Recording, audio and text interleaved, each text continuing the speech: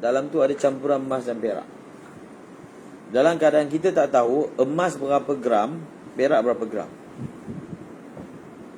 asas untuk membayar zakat hendaklah mengetahui jumlah harta.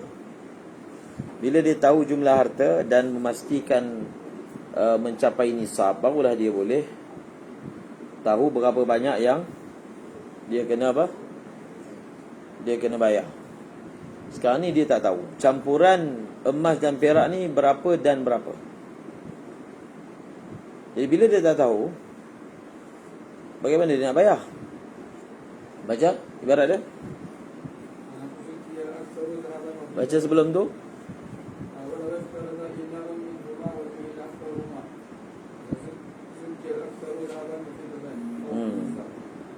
Juhila aktsaruhuma. Maksudnya dia tahu daripada dua logam ni,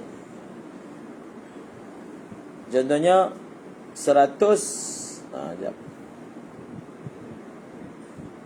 Apa 200 miskal? 600 1000. Dia punya campuran ni adalah 600 gram campur 1000 gram. Tapi dia tak tahu yang mana satu yang 600 gram, yang mana satu 1000 gram. Faham? Yang 600 gram tu perak ke emas? Kalau emas, kita tahulah berapa nak kena keluar emas. Kalau kita pasti 600, mungkin yang emas tu 1000, ataupun yang 600 tu sebenarnya perak, ataupun emas. Faham tak dia punya isu dia? Bercampur, dia tak tahu. Dalam syarah dia sebut, kalaulah kita ada cara untuk uraikan sehingga dapat diasingkan emas perak, buatlah. Lepas itu kita tak perlulah nak syak, kita confirm campuran dia berapa dan berapa kan. Tapi kalau begitu cara penyelesaian dia, itu tak perlukanlah fiqh ni. Kita buat andaian masalah, benda tu bercampur dan tak diuraikan. Faham? Tak dileburkan sehingga tahu. Tapi yang tahunya 600 300, 600 1000. Satu logam 600 gram, satu logam 1000. Jadi nak bayar zakat tu macam mana? Faham? Zukia, itu jawapan dia.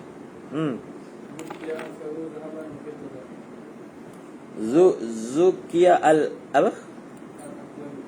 Yang paling banyak. Maksudnya kita akan zakatkan kuantiti yang paling banyak.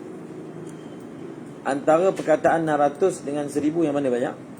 1000. So kita ambil 1000 dan kita bayarkan zakat emas 1000 gram, zakat perak pun 1000 juga. Faham? Itu maksud ibarat ni. Zukiyal aksar, ambil daripada dua nombor tu, ambil yang paling banyak dan jadikan dia sebagai kadar yang kita akan bayar zakat emas dan perak dengan kadar tersebut. Sama ada emas ataupun perak. Dua-dua sekali 1000. Maknanya pada ketika itu dia bayar banyak. Tapi itu je cara untuk dia pastikan dia telah mengangkat tanggungjawab dia bayar zakat. Sebab kalau dia teka, okey, emas saya bayar 600, perak bayar 1000. Mungkin tak, kan? Mungkin sebenarnya terbalik. Jadi dibayar tak sempurna lah. Maksudnya dibayar emas jadi lebih lah, tapi bayar perak jadi kurang pula. Ataupun dia ambil 600 emas, 1000 perak, dia akan jadi terbalik pula. Faham? Ini kaedah bila syak. Biasalah dalam fiqh, dia akan bagi solusi macam mana nak selesaikan. Faham kan? Dalam Mughni dia terangkan kaedah bagaimana kita boleh tahu dalam satu benda yang ada campuran emas perak, macam mana kita boleh tahu emas berapa, perak berapa, macam mana. Itu daripada segi teknik lah. Teknik, bukan ilmu fiqh, teknik. Jadi mungkin mahir pandai emas, pandai perak ni dia ada ilmu tu. Kalau ada ilmu tu, buatlah macam tu. Ini contoh untuk orang yang tak reti nak bezakan. Dia ambil yang paling banyak, dia bayar zakat. Lagi? Siapa tidur bangun? Nak tidur sedap, balik asrama.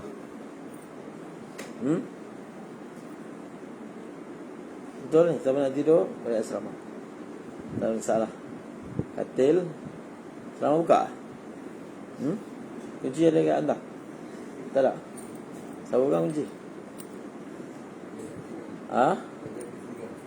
Macam mana belajar kelas 3 pula yang pegang? Apa dia punya wajah dia? Siapa pilih kelas 3? Maksudnya junior jaga sini ke apa? Siapa pilih siapa pilih tu betul lah tu. Siapa dia? Sebut pun saya tak kenal. Yang kecil tu selalu datang minta nak buka apa bangunan madrasah. Siapa pegang kunci madrasah? Lagi kecil. Dah 2.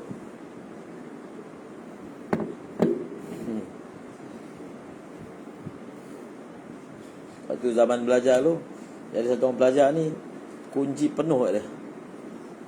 Gugus. Siapa? Abang Ustaz Abdullah. Allah boleh.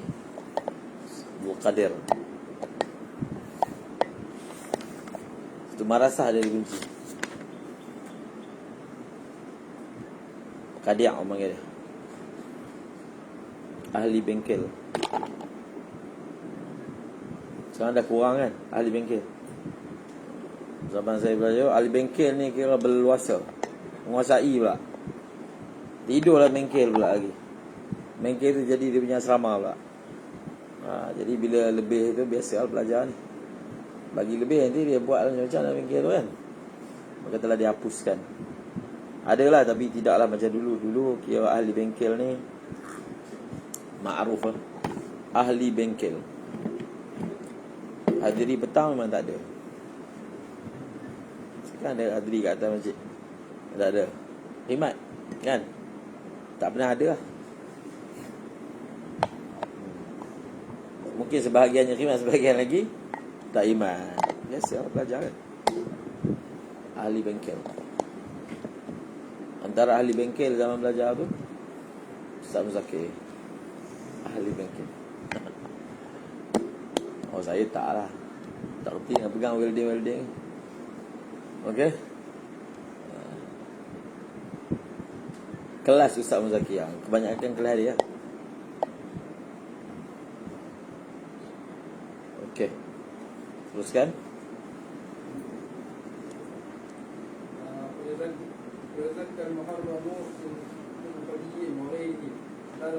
Wa yuzakkal muharramu.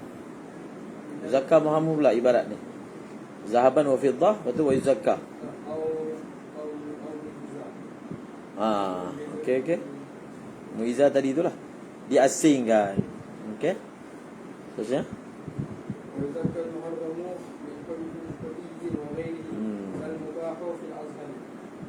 Wa yuzakkal muharramu min huli. Sekarang ni dia kaedah zakat.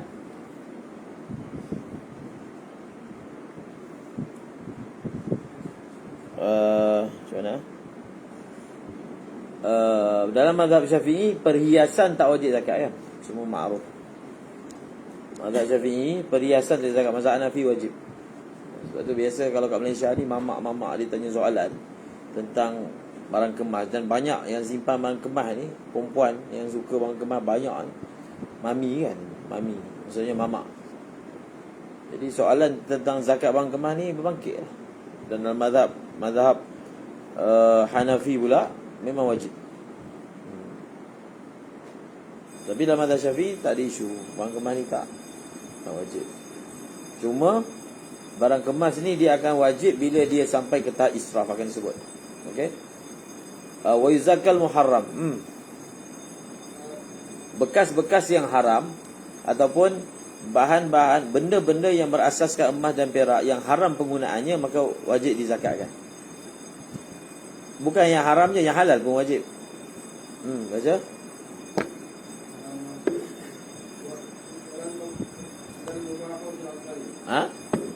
Wa yuzakkal muharramu.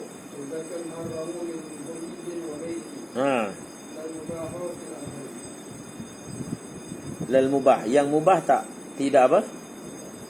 Tidak wajib zakat. Maksudnya mana-mana barang kemas yang harus dipakai, kita wajib zakat. Jadi kamu kena tahulah apakah keadaan yang mana kita boleh guna emas perak.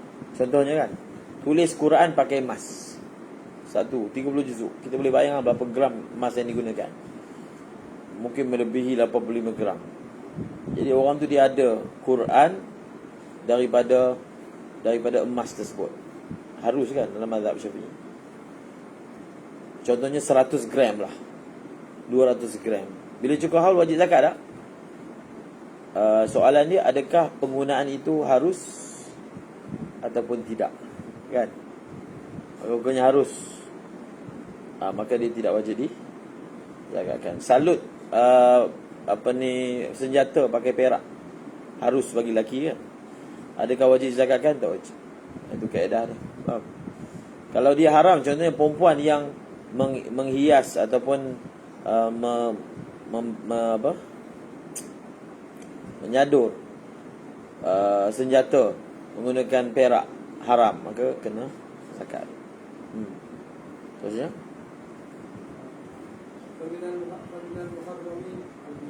al-ina, bekas haram. Laki pun haram, perempuan pun haram. Kemudian siwar, gelang.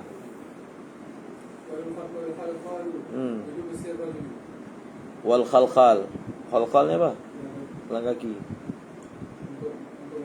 Wala yadribna bi arjulihinna liyu'lama ma yukhfina min zinatin. Janganlah perempuan tu hentak-hentakkan kaki sampai orang tahu apa yang dia sembunyikan daripada perhiasan dia.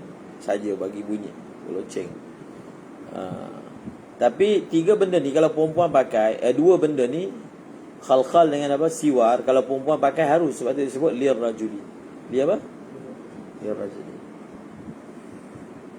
Jadi maknanya kalaulah perhiasan tu untuk lelaki, maka hukumnya adalah haram. Dia sebenarnya kena buat jadual untuk kita tahu bilakah emas haram, bilakah emas makruh, bilakah emas itu harus. Bilakah harus. Dia punya kaedah dia, bila barang kemas itu haram ataupun makruh, dua-dua wajib zakat. Walaupun tak sampai haram, tetap wajib zakat. Dia bukan haram je, makruh pun wajib bayar zakat. Jadi bilakah keadaannya boleh lelaki memakai logam emas ataupun logam perak? Adalah surah dia kan. Kalau segi perempuan, barang kemas, perhiasan dua, satu perhiasan badan, satu perhiasan luar badan. Kalau perhiasan luar badan, perempuan pun tak dipakai daripada emas. Faham? Contohnya dia nak pasang lansir, dia punya batang lansir tu emas, perak tak boleh. Walaupun perempuan. Tombol pintu rumah bilik dia ke, tak boleh. Jadi yang boleh pakai emas perak untuk perempuan ni badan, daripada hujung rambut sampai hujung kaki. Selagi itu dipanggil perhiasan, maka dia boleh pakai. Memang maknanya perempuan ni jenis aksesori full. Daripada daripada mahkota, faham? Anting-anting, subang hidung, rantai, gelang perut. Ada perempuan pakai gelang perut. Gelang kaki, cincin kaki, cincin pula. Kaki, jari kaki pula cincin pula. Bahasa Arab ni fatakhah, cincin kaki. Jadi apa dhabit dia? Selagi benda tu ialah perhiasan. Sebab tu dibahaskan tentang ni, subang hidung. Boleh ke perempuan pakai subang hidung? Sebagai ulama kata mutlak tak boleh. Dia kata tafsil. Tengok tempat dia tinggal, tengok kabilah dia. Kalau memang kabilah dia, bangsa dia memang yang bubuh kat hidung ni adalah perhiasan, boleh. Faham? Memanglah kita kat Malaysia ni bila tengok, kita terus terbayang Hindu kan. Orang kalungkan bunga. Kat Malaysia ni biasanya Hindu lah yang buat. Cuba pergi ke India, pergi belah selatan, bila ulama datang, memang dia kalung tu, bunga tu. Kalung, kalau sahabat rumah datang sana, datang. Benda tu maksudnya orang India buat, bukan orang Hindu. Maksudnya itu bukan lambang agama.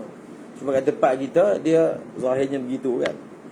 Kat Yaman pun ada, tepi jalan kita akan jumpa orang, dia pull tu bunga tu diletak tali, dia tepi jalan. Tak diguna beli. Kalau hari Jumaat, bunga raihan tu. Jadi itu ada benda yang melibatkan adat lah. Jadi kalau perempuan pergi, kalau lelaki daripada emas perak satu je boleh. Apa dia?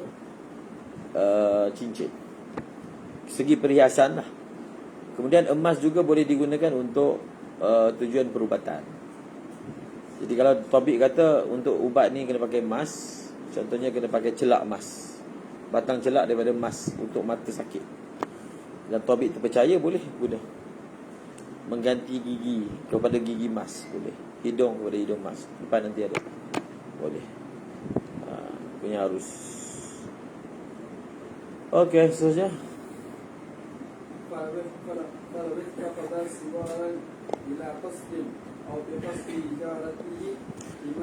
Sekarang ni dalam bab adakah dia barang, dia ada 3 je niat orang memiliki barang kemas. Kanz, simpan je, tak ada niat nak pakai pun, aset lah orang panggil. Yang kedua, tak ada niat apa langsung, mutlak, langsung tak ada. Tak tahu, dia beli pun tak tahu. Dia suka tu. Dia suka dengan jual beli tu. Dia banyak sangat duit. Segi kita beli, lepas tu benda tu dibagi pada dia. Beli sebab apa tak tahu. Nak pakai, tak pakai pun. Itu dengan mutlak. Yang ketiga adalah apa? Memang digunakan untuk pakai. Faham? Al-umuru bimaqasidiha, qawaid fiqhiyah, menyelesaikan masalah-masalah yang berkaitan dengan ni, iaitu masalah-masalah yang mana dikesani oleh niat. Faham? Perbezaan niat menimbulkan perbezaan hukum. Macam kalaulah seorang itu mengambil gelang-gelangan dengan tanpa qasad, ataupun dengan qasad tujuan dia ambil tu, dia buat ke atau dia belilah. Tanpa qasad. Macam mana tak ada qasad tu? Adalah surah ni. Kemudian ataupun dengan qasad tujuannya, ataupun dia qasad nak jual. Dia beli, dia ni tokek kedai emas, beli nak jual. Ataupun tujuannya kepada orang yang menggunakan para zakat asal. Faham? Bukan dia berzakat pada orang asal. Tak ada zakat? Adalah, ada ke tak ada? Pada zakat asal. Dia apa? Pertama apa tadi? Baca bantan dia, Arab. Kalau kita siwaran bila qasdi. Tanpa qasad. Lagi? Atau bi qasdi ijarati. Tak terjemah pun perkataan ni. Atau dengan qasad tujuan. Patutlah salah. Ijarah, jual. Ijarah, jual. Sewa. Dia beli barang kemas untuk disewakan. Siapa yang akan sewa barang kemas tersebut? Orang yang boleh pakai, perempuan. Maka tak ada zakat. Ada tak orang buat bisnes macam ni? Dia ada barang kemas banyak, disewakan. Orang nak kahwin kan, dia sewakan. Ada tak orang buat bisnes macam ni? Pernah dengar perkhidmatan ni? Habib Jawal ke, Al-Malibari ke, Al-Malibari Gold kan, Gold. Risiko lah buat bisnes ni. Sewa, orang tu ambil cabut lari. Ada. Sewa baju pengantin ada. Sewa tapak dulang tu semua ada. Sewa barang kemas, kalau yang berlaku ni taja adalah artis kahwin kan, syarikat ni taja. Tak pasti taja tu dibagi ke atau bagi pakai je supaya perempuan tu nampak pakai barang kemas, tapi pinjam je lah, jadi duta. Tak kisahlah kalau ada orang buat kerja macam ni, maka maknanya zakat tu tidak wajib. Itu dia bagi 2 contoh je. Tengok dalam syarah. Dia beli barang kemas, lelaki beli dengan niat dia akan bagi pinjam kepada adik-beradik dia yang perempuan. Pinjam, yang tadi sewa kan, pinjam. Sama ke hukum dia? selagi mana kita sewa atau kita pinjamkan kepada orang yang boleh pakai, maka tak wajib zakat. Jadi dia punya isu dia bukan jantina memiliki, tak. Bukan maksudnya kalau laki memiliki perhiasan barang kemas, emas, perak, automatik wajib zakat, tak. Memiliki tujuan apa? Itu soalan dia. Ataupun perempuan memiliki barang kemas, maka maknanya barang kemas tu tak wajib zakat, tak. Dia ikut niat. Boleh je perempuan dia beli barang kemas, dia niat nak sewakan pada lelaki. Laki saja, menerima penyewa lelaki sahaja. Jadi automatik wajib zakat, walaupun dia perempuan. Faham? Atau perempuan dia nak bagi pada laki-laki yang haram pakai, dia bagi pinjam, jadi wajib zakat pula. Jadi bukan isu dia siapa milik. Kalau laki milik pun, selagi mana dia tak jadikan itu sebagai aset. Mana dia beli barang kemas ni semua aset je. Nanti bila ada masalah, dia akan jual balik, cairkan, jadikan dalam bentuk wang kan. Kalau dia niat jadikan aset, wajib zakat lah. Sebab pada ketika itu dia bukan barang kemas yang dipakai. Faham? Tapi kalau dia ada sahaja dipakai dan pakai itu mubah, maka pada ketika itu tidak wajib zakat.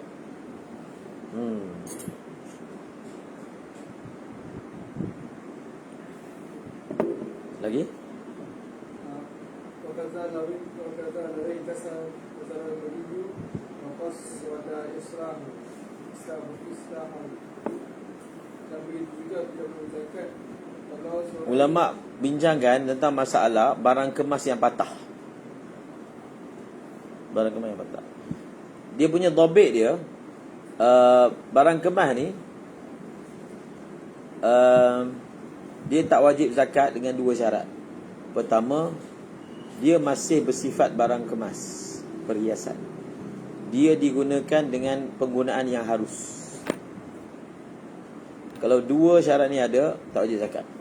Maka dia buat satu masalah, barang kemas patah, gelang tu patah, rantai putus, mahkota patah, dan dia qasad memperbaikinya. Barang kemas dia patah dan dia memang dia masih bercadang untuk baiki, sambung bateri kan. Tapi dia belum buat lagi lah, benda tu simpan lah. Jadi bila barang kemas tu patah, kan dah tak boleh pakai. Maka ulama bincangkan, bila dia dah tak boleh pakai, tidaklah cukup syarat nombor dua, dipakai ataupun boleh dipakai. Sekarang ni dia sudah jadi macam kepingan-kepingan emas sebab dah patah. Jadi wajib zakat je. Adakah masih tak wajib zakat? Sebab soalannya dua syarat ni tak cukup.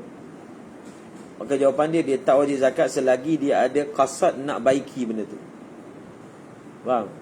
Maksudnya bila dia qasad nak baiki, dia nak gunakan sebagai barang kemas. Walaupun sekarang ni tak dipakai, tapi qasad itu akan menampung dia daripada tak wajib bayar zakat. Lagi?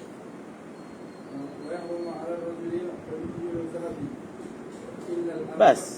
Sampai situ je. Qaza islahu. Dalam syarah tak ada. Dalam Iqna' ada sebut, kalau barang kemas ni patah dan dia memang ada niat nak baiki, dia ada dua tafsir.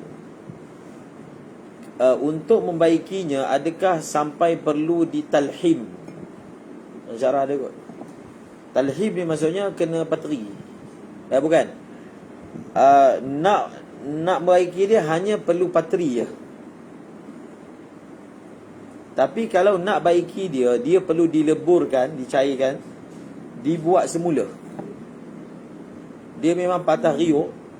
Kalau nak pulihkan, kita kena leburkan, panaskan, lebur. Cairan tu kita masuk balik dalam dia punya acuan, baru boleh buat semula gelang ke, buat semula cincin ke. Kalau sampai macam tu cara nak baiki dia, maka apa? Dia wajib zakat. Faham? Kalau baikinya hanya dengan talhim, pateri, maka tak wajib zakat. Tapi kalau baiki dia sampai apa? Sampai kena leburkan semula dan diacu semula, letakkan acuan semula, maka wajib zakat. Dan sudah tentulah syarat dia, dia masih berniat nak memakainya sebagai perhiasan. Tapi kalau dia baiki, dia dah tak, bila patah dia tak nak pakai dah. Dia nak jadikan aset je. Dia baiki pun sebagai aset je. Nak jual dah lepas tu. Maka wajiblah zakat. Sebab dia dah bertukar daripada statusnya ingin digunakan kepada hanya menjadi aset. Kanz. Faham? Bila barang kemas tu jadi kanz je, dia untuk barang kemas tu dikira sebagai barang kemas yang dipakai, walaupun dia pakai hanya kenduri je. Jarang sangat lah pakai. Kenduri je baru pakai. Tetap dia dikira barang kemas yang dipakai. Dia tak ada syarat mesti pakai setiap hari. Faham? Ataupun dia ni banyak barang kemas, gila-gila pakai. Pun ada tak?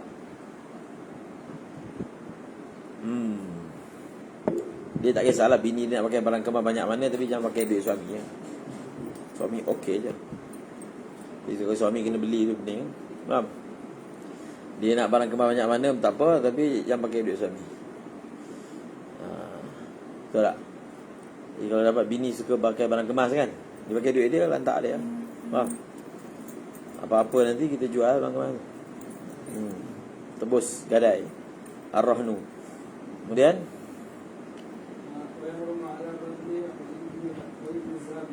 laki. Ilal anfa, haram ke atas laki perhiasan daripada emas kecuali telinga, apa? Kecuali hidung. Arfajah, sahabat Nabi tu. Hidung dia telah terputus pada zaman peperangan Kilab, lalu ditukar dengan perak, lalu busuk. Datang jumpa Nabi, Nabi kata ambillah daripada emas. Itu antara dalilnya boleh. Daripada situ dikiaskan gigi. Gigi pun boleh, ruas jari pun boleh. Kalau telinga dia cuping ni terpotong, dia nak tukar cuping daripada emas, boleh.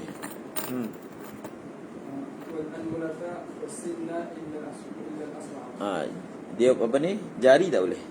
Ruas boleh, sebatang jari tak boleh. Sebab apa?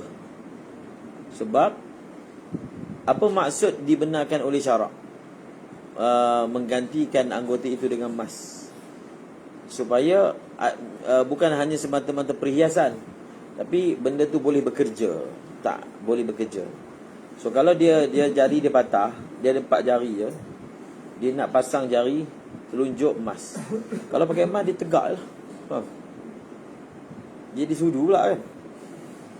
Kalau dia pasang apa ni atas ni ruas je, maknanya jari dia pendek, dia pasang ruas jadi panjang. Jadi panjang tu dia ada faedah, dia mungkin dia sarung je, crown. Emas tu di crown kan je. So paling kurang jari dia panjang kan. Jadi banyak benda lah boleh digunakan. Tapi kalau sebatang jari dia tegak tak ada beza, ada ke tak ada ke, tak ada apa-apa kerja tambahan yang boleh dimanfaatkan daripada jari yang tegak ni, maka tak boleh. Dia dah jadi waktu tu perhiasannya langsung tak ada apa-apa. Tak ada apa-apa manfaat. Gigi boleh. Gigi mana pun boleh. Walaupun pada zaman sekarang ni ada alternatif. Faham tak? Kita ada bahan yang bagus lah untuk gigi baru. Daripada apa? Daripada tulang babi ke, tulang gajah ke. Tak boleh lah tulang babi kan. Adalah bahan-bahan yang bagus, yang kuat. Walaupun begitu tetap boleh guna emas. Wah. Orang biasa tanam gigi tahu lah. Crown. Dia ada crown, dia ada tanam. Crown tu maksudnya gigi dia patah separuh. So gigi tu dari lubang dia masukkan. Ini crown. Faham tak? Okey. Walaupun ada alternatif tetap boleh pakai emas. Baca 11.10 kan.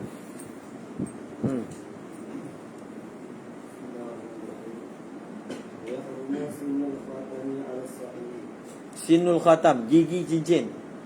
Cincin dia ada gigi untuk mengawal apa? Untuk memelihara mata cincin. Gigi tepi tu kan, yang kat batu tu ada tepi kecil. Gigi. Tak boleh.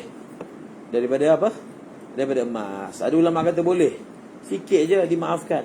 Tak boleh. Kalau nak guna cincin pakai perak. Solid perak pun tak ada masalah. Adapun emas itu bukan untuk kita di dunia, Nabi kata, ke akhirat.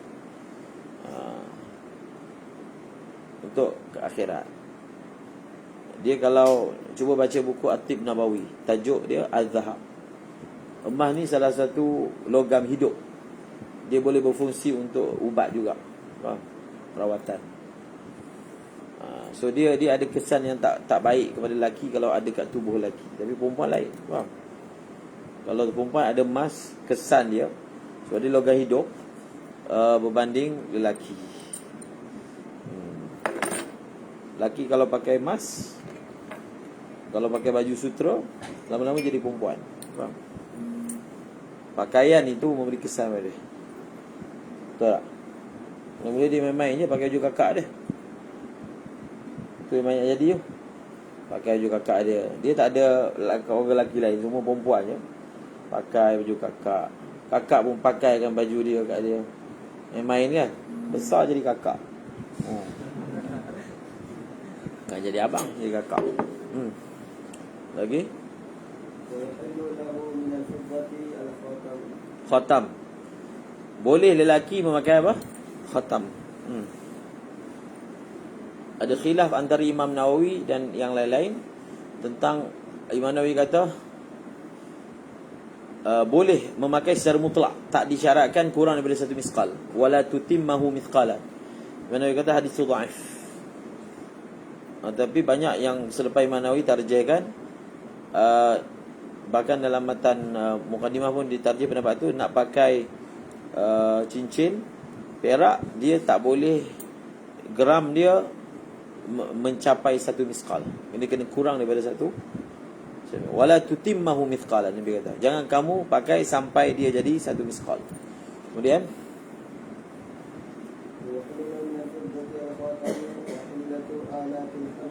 hillah maksudnya tahliyah, menghiaskan alat-alat peperangan. Perak je untuk menggerunkan musuh. Tapi kalau kita punya lang buana ke, sang buana, apa nama tombak yang kat istana tu, ataupun cokma ke, cokma tu kan, kalau apa majlis pertabalan, itu semua ada tu, cokma yang bawa. Kemudian ada pedang tu, keris. Tapi kalau Johor dia bawa pedang sebab dia lain, dia Temenggung. Ini bawa keris panjang. Itu biasanya bertahta kemas. Cokma tu nampak macam perak. Dia semua alat-alat ada istiadat pertabalan.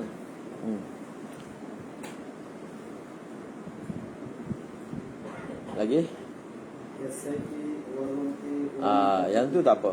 Tapi perak aja boleh. Apakah hujah kita bahawasanya barang alat peperangan ni boleh dihias, disado dengan perak berdasarkan dapatan pada pedang Nabi. Ada perak pada pemegang dia. Maka bolehlah, kalau Nabi punya ada, mestilah boleh. Dan tujuannya irhab, menimbulkan ru'b pada musuh kan. 1 lok, 7 lok pedang panjang kan. Dia biasanya dekat dia punya apa, dia punya hulu tu mungkin dia buat daripada perak kan. Dia hukumnya adalah harus. Lagi pistol boleh lah. Ya, pistol perak. Kalau Brunei dia pakai emas. Handphone emas, tandas emas. Tandas saya tak pasti lah, tapi handphone ada kerusi emas. Bumbung masjid asal Bokiah tu emas. Faham? Di antara yang kuat pakai emas. Lagi dia pakai mazhab lain, Hambali ke apa. Dia memang ada mazhab lain yang hanya haram dalam soal pinggan mangkuk saja. Lain semua boleh. Contohnya kunci Kaabah. Mazhab Syafi'i tak boleh buat daripada emas. Sekarang kunci Kaabah emas. Faham? Pintu emas. Mazhab Syafi'i tak boleh. Tapi ada mazhab daripada A'immah Arba'ah kata boleh. So kita kata penguasa dia amalkan atas mazhab tu. Kunci Kaabah tu besarnya tu emas, tulis. Kemudian tapi dalam perang, tentera hanya boleh guna untuk hias dengan perak yang berkaitan dengan senjata. Yang dia tak pakai tak boleh. Contohnya dia punya pelana, kuda dia yang pakai, tali kekang kuda, tempat pijak kaki, itu semua tak boleh. Sebab itu kuda yang pakai, bukan dia yang pakai. Lagi? وليس للمرأة هدية آلات Tak boleh. Lelaki sahaja yang boleh menghias peralatan perang dengan perak. Lelaki perempuan tak boleh. ولها لبس أنواع حلي الذهب Boleh, semua boleh, tak ada masalah. Seterusnya, وكذا ما بزجاجهما في الأصح. kemudian ulama bincangkan, boleh ke perempuan pakai perhiasan yang mana disulam dengan emas. Contohnya sulam benang emas. Memang benang tu emas, bukan warna emas. Cakap Abah, kan dia pakai sutra. Itu pun khilaf kan mazhab Syafi'i. Kemudian sulaman dia punya tulisan tu ada pakai benang emas, bukan warna emas, memang emas. Jadi boleh tak sulam? Ini untuk perempuan lah, dia punya baju tu mensuj, jadi sulam emas. Boleh tak? Boleh. Dia masih boleh lagi. والأصح تحريم المبالغة في الصرف كالخلخال. Kan kita dah sebut barang kemas. Dia ada 3 syarat. Tadi sebut 2 kan. Barang kemas tidak wajib zakat dengan 3 syarat. Pertama, dia masih bersifat barang kemas. Yang kedua, dia digunakan dengan penggunaan yang harus. Yang keempat, yang ketiga, tidak sampai ke tahap saraf. Faham? Saraf, israf, segi urufnya. Kalau dalam bahasa pusat zakat dia kata barang kemas itu tidak melebihi had uruf. Itu je bahasa dia guna. Menceklah dalam mazhab. Dia kata barang kemas yang melebihi had uruf, maka wajib dibayar zakat. Kalaulah barang kemas itu mencapai had uruf yang dipanggil saraf. Kalau dia adna saraf, hukumnya makruh. Kalau al-mubalaghatu fi saraf, barulah haram. Faham? Dia ada saraf yang paling rendah boleh dipanggil saraf. Itu pun dah wajib zakat. Adna saraf. Tapi hukumnya makruh. Tapi kalau sampai ke tahap mubalaghah, maka hukumnya adalah apa? Adalah haram. Maka setiap negeri kita boleh cek, dia telah keluarkan berapakah kadar uruf barang kemas tempatan. Dikeluarkan. Contohnya Selangor keluarkan 800 gram. Negeri lain keluarkan lain pula. Kalau dalam kitab dia umpamakan, dia bagi contoh.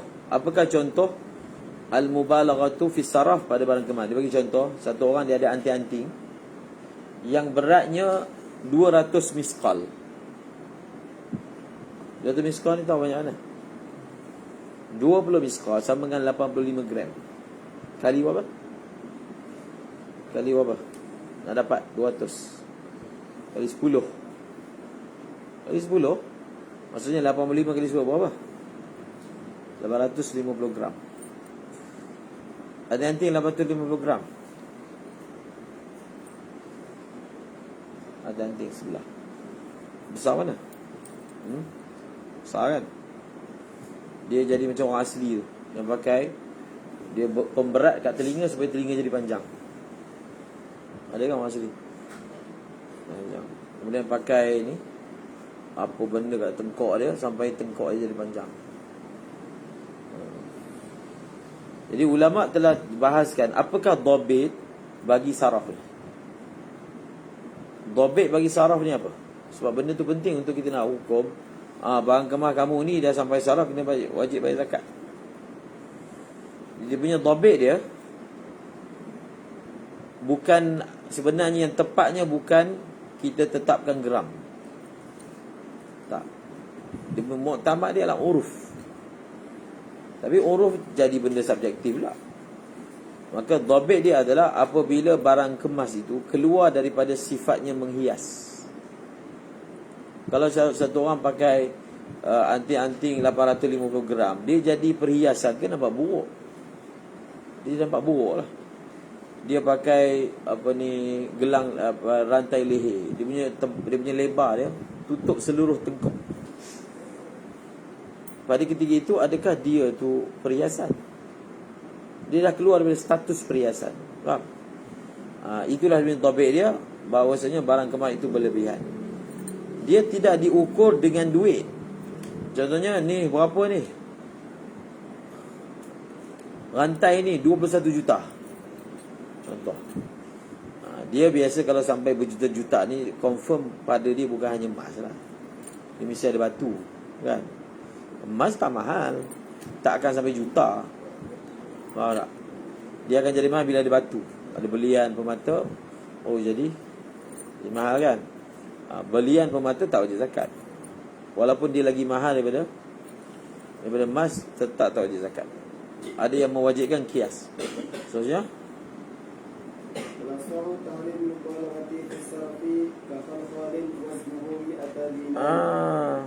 mi'ata dinar lagi. Mi'ata dinar tu lah kita kira tadi. 20 dinar 85 gram. 200 dinar 850 gram. Tapi khalkhal apa dia kata? Khalkhal. Lagi? Israf pun sama. Jadi saya ulang sekali, untuk wajib zakat semata-mata saraf walaupun tidak mubalaghah sudah tercapai. Tapi dia akan jadi haram kalau sampai ke tahap mubalaghah. Kemudian boleh. Dia ada dua perkara tentang Quran ni. Satu menghias Quran, satu lagi menulis Quran. Menghias Quran harus kepada siapa?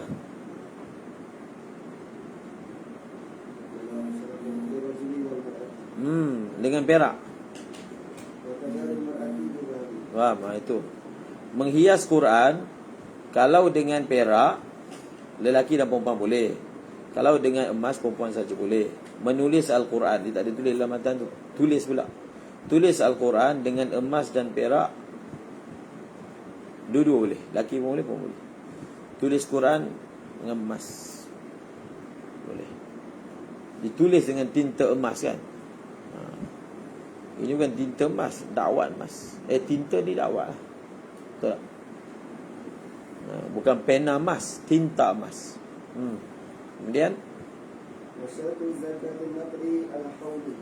habis. Al-haul. Syarat zakat emas dan perak ni adalah apa? Haul. Lagi? Ini dibincangkan. Ini benda ni panas. Walaupun kebanyakan pejabat zakat kata wajib, tapi kalau kita ditanya atas mazhab Syafi'i, dia bagi istilah dia panggil zakat gaji, zakat pendapatan. Maka bila soalan tu ditanya, kalau dekat radio orang tanya, kita tak boleh sebut secara soreh zakat gaji tak wajib. Sebab semua kata wajib Jabatan Agama kan. Jadi kita tak gunakan term perkataan zakat gaji tu. Kira apa pun nak wajib zakat mesti cukup syarat ni, syarat ni, syarat ni. Kalau tak cukup tak wajib. Bas. Jadi dimnan perkataan tu maksudnya zakat wajib tak wajib lah. Faham? Jadi kalau sebut terus perkataan tu, dia punya sensitif lain kan. Kita bagi syarat, fikir sendiri. Faham tak? Dia maksud zakat gaji ni, zakat pendapatan, yang kaedah pengiraan dia, kita sebutlah kaedah pengiraan macam mana yang dibuat. Tetapi kalau berdasarkan mazhab Syafi'i, bukan mazhab Syafi'i, 4 mazhab tak wajib zakat seperti yang disebut tu. Dia ada zakat gaji lain, zakat pendapatan lain. Dia lebih umum lagi. Pendapatan tu lebih umum daripada gaji. Contohnya kan, kita dapat tender, kita dah habis buat kerja, kita dapat bayaran. Bayaran tu dipanggil pendapatan. Kita berlaku, contohnya apa-apa, kita dapat pampasan. Pampasan kan, kita diberhentikan kerja, dapat pampasan. Banyaklah. Itu dipanggil pendapatan. Kita ni pakar motivasi, satu ceramah orang bagi 15,000, itu dipanggil zakat pendapatan. Itu dipanggil pendapatan. Ada juga pakej-pakej pemberhentian kerja ataupun orang yang baru lepas pencen, dia ada guliti apa tak nama dia. Guliti tu dia dapat lamsam kan. Itu semua diistilahkan sebagai apa? Pendapatan. Dapat sok-sok lamsam pendapatan.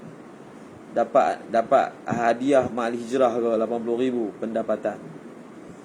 Semua itu kalau ikut kaedah fatwa negeri, semua itu wajib dizakatkan tanpa perlu tunggu setahun. Dapat terus bayar. Tak ada haul. Faham? Tak ada. Okay, zakat gaji pula. Gaji bulanan. Cara nak kira dia. Tulis kat warna hitam, kita bagi contoh cara nak kira dia. Dia zakat gaji ni dibayar setiap bulan. Okey, kita tulis 1 sampai 12 ke bawah.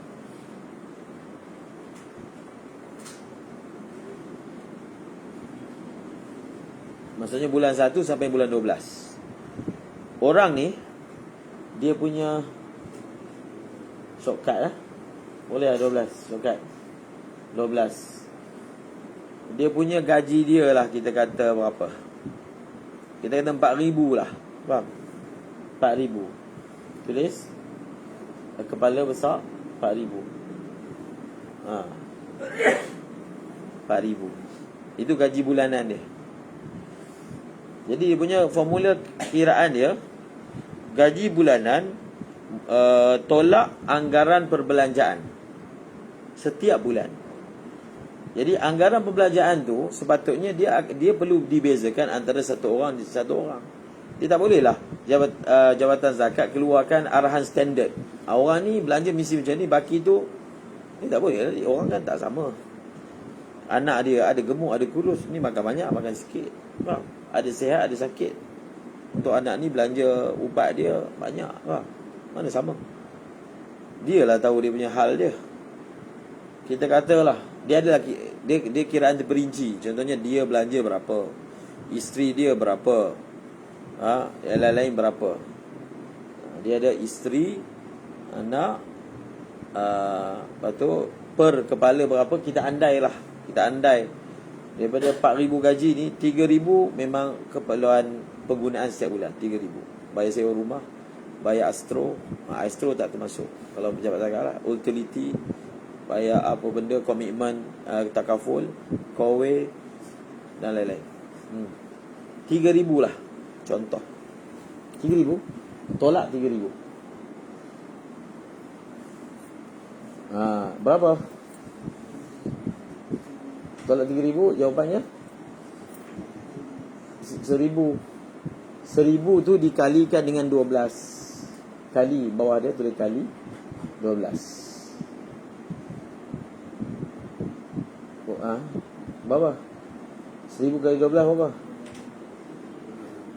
12,000. Okey, dapat dah. Maksudnya ini anggaran balance yang dia akan ada. Okey, 12,000 ni cukup nisab tak? Cukup nisab lah. Tak cukup nisab, contohlah kita kata nisab sekarang 20,000. Maknanya dia ni tak wajib zakat. Tapi kita ambil lah andaian sekarang ni nisab 10,000. 10,000 contoh. Maknanya dia punya anggaran kalau boleh terkumpul ni 12,000. Okey, 12,000 pula. Berapa zakat 12,000? 12 bahagi 40. 12,000 bagi 40.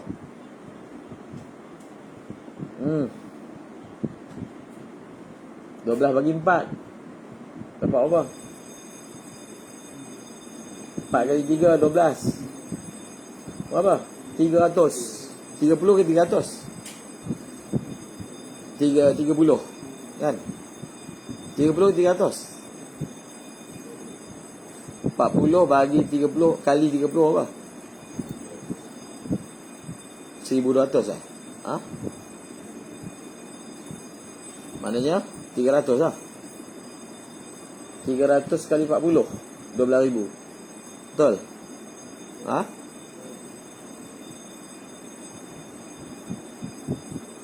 Sekejap, kita nak kira apa ni? Bahagi 40. Betul lah, 300. Betul tak?